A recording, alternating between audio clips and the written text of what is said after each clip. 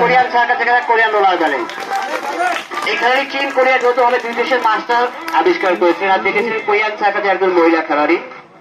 আমরা বাঙালি নকলে বিশ্বাসে এই খেলাকে আমরা নকল করেছি। মাইকে আগে বলেছে হয়তো শুনেছেন যে এমন কিছু খেলা রয়েছে আপনি বলতে আপনার কখনো হাটে বাজারে দেখেছেন, এমন কিছু দেখেছি। আগেও চ্যালেঞ্জ করে বলছি, এখনো চ্যালেঞ্জ করে বলছি, আপনার বলতে হবে না কখনো দেখেছেন হাটে বাজারে আগে। একমাত্র বড় বড় সার্কাস টিকিটের মাধ্যমে দেখেছেন। আজ হচ্ছে উন্মুক্ত মঞ্চে, খোলা মঞ্চে 2-10-20 টাকার বিনিময়ে। তাও হয়তো অনেকে দিচ্ছেন, হয়তো অনেকে দিচ্ছেন না, হয়তো অনেকে খেলা শেষ পিছন দিকে চলে যাচ্ছেন। তবে খেলা দেবেন নিজের বিবেকের সাহেব প্রশ্ন করবেন, কারণ পৃথিবীর সবচেয়ে বড় আন্দোলন হচ্ছে আপনার বিবেক।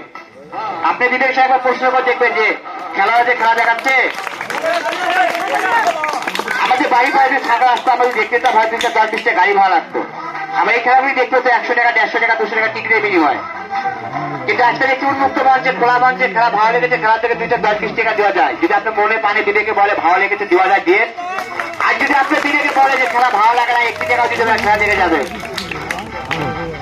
তুমি যে জায়গা থেকে দেখছেন, দূর থেকে, কাছ থেকে, দূর থেকে, যদি ভালো লাগে, যদি মনে হয় ভালো লেগেছে 2-10-20 টাকা খেলা থেকে দেওয়া দিয়ে।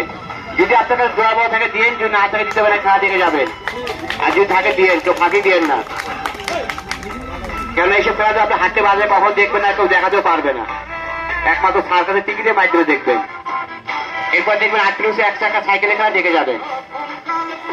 তবে যে যেখান থেকে দেখছেন ভালো লাগে, যে মনে হয় বইয়া খেলাটি দেখাইছে, খেলাটি ভালো লেগেছে, বইয়া খেলাকে 2-10-20 টাকা দেওয়া যায় দিয়ে, তো ফাঁকি দিয়ে